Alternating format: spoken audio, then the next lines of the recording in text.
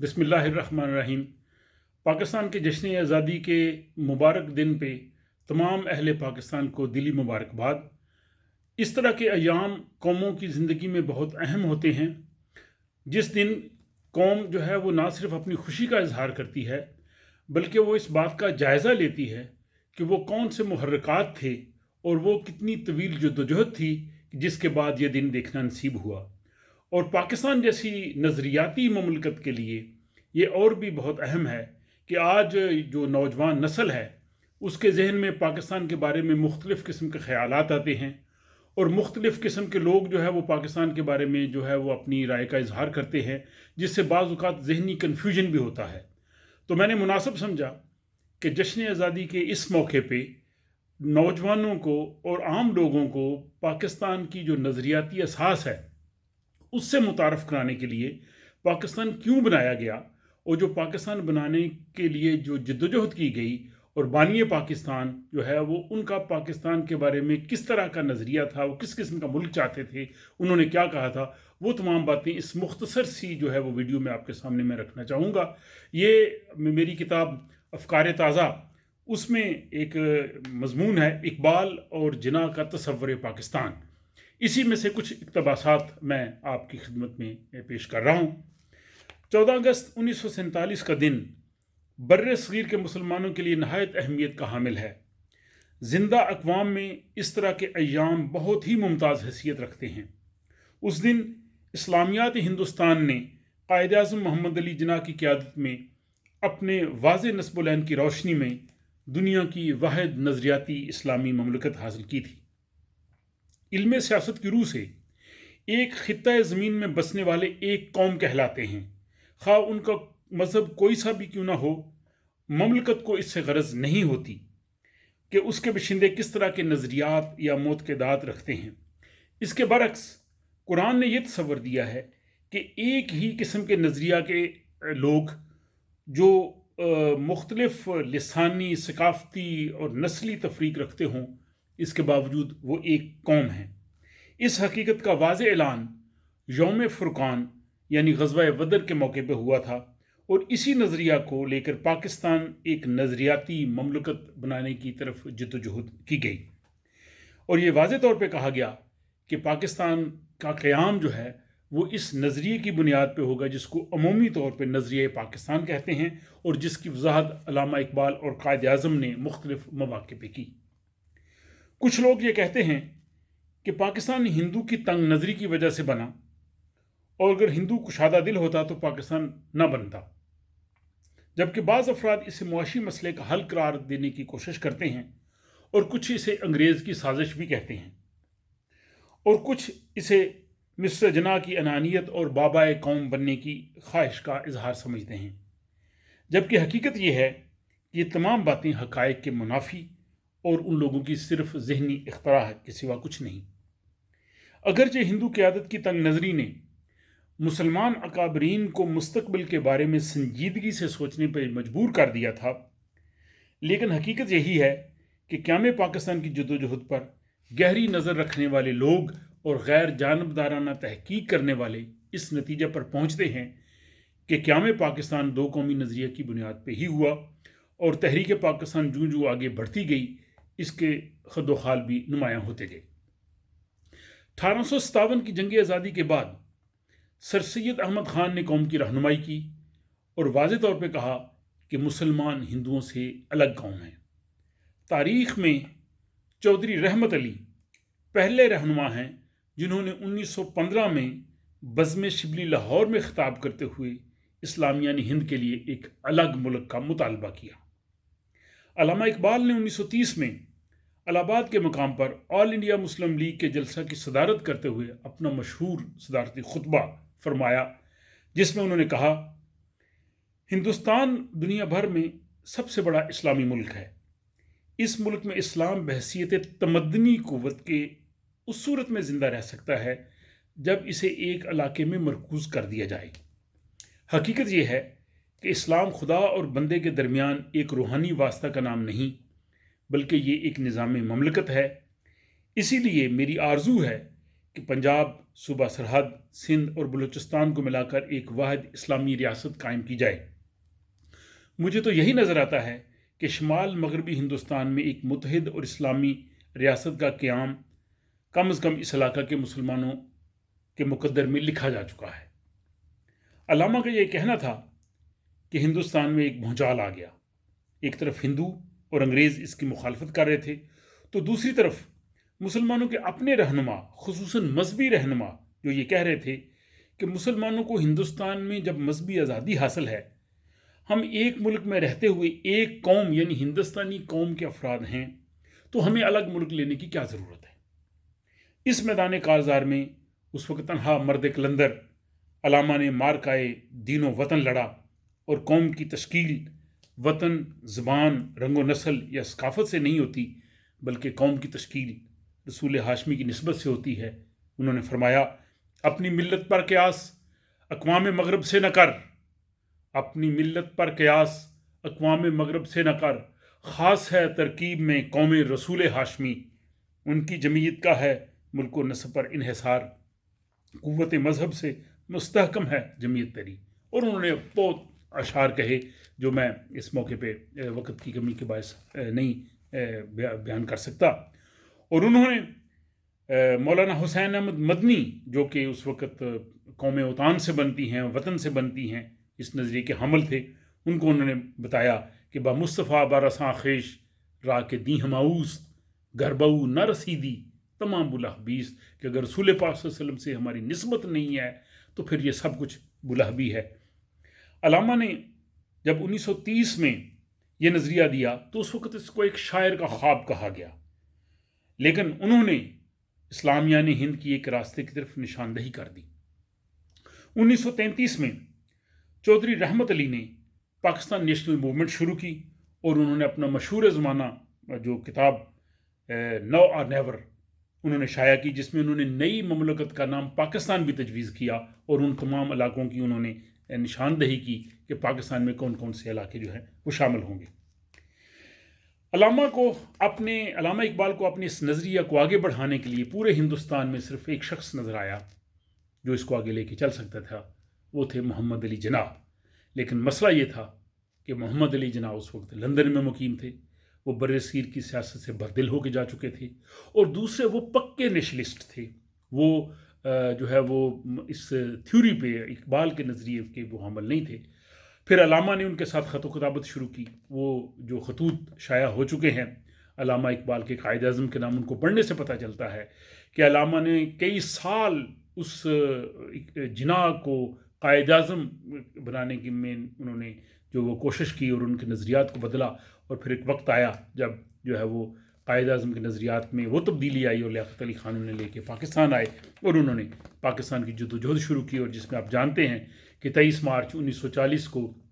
قرارداد لاہور کے نام سے جو ہے وہ ایک قرارداد ریزولوشن پاس ہوئی، جو جس پہ پاکستان کا قومی دن بھی منایا جاتا ہے، کہ جس میں انہوں نے ایک واضح نصب العین دیا کہ ہم نے یہ کرنا ہے اور ہمیں یہ خطہ چاہیے۔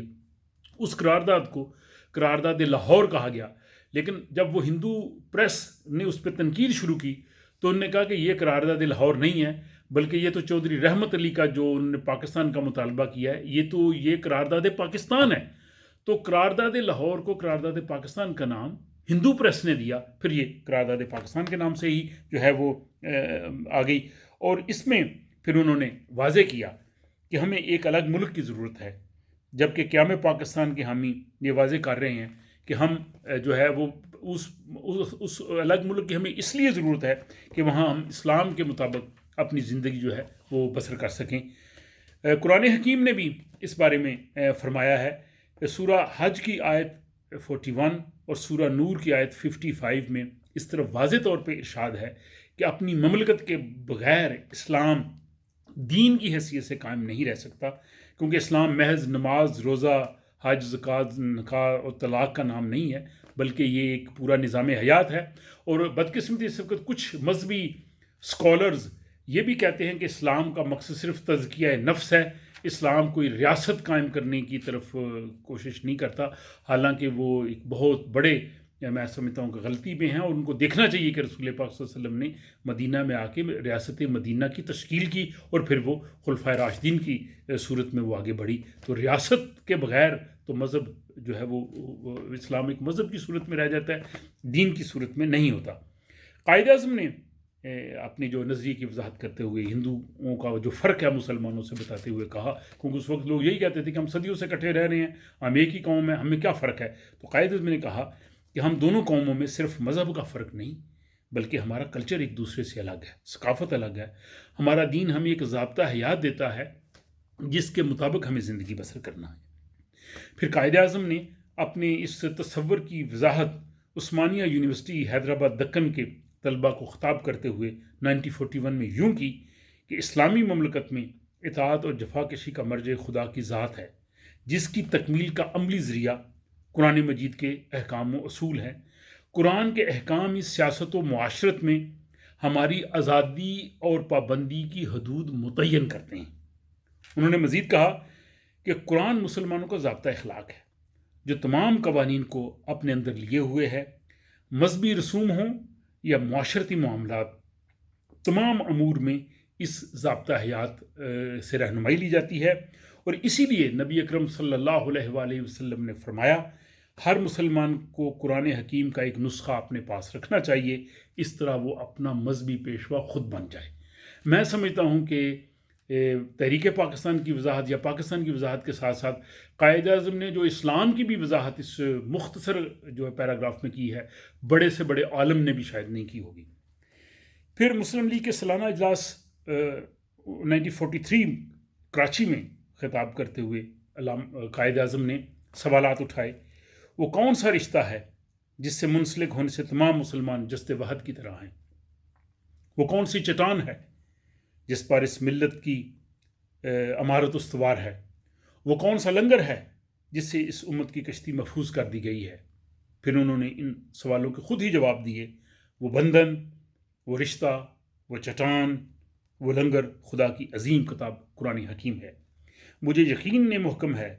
کہ جو ہم آگے بڑھتے جائیں گے، ہم میں زیادہ سے زیادہ وحدت پیدا ہوتی جائے گی، ایک خدا، ایک رسول، ایک قوم۔ پھر علی گڑھ میں 1944 میں خطاب کرتے انہوں نے کہا کہ پاکستان کی ابتدا تو اسی دن ہو گئی تھی جب ہندوستان میں پہلا غیر مسلم شخص جو ہے وہ مسلمان ہوا تھا،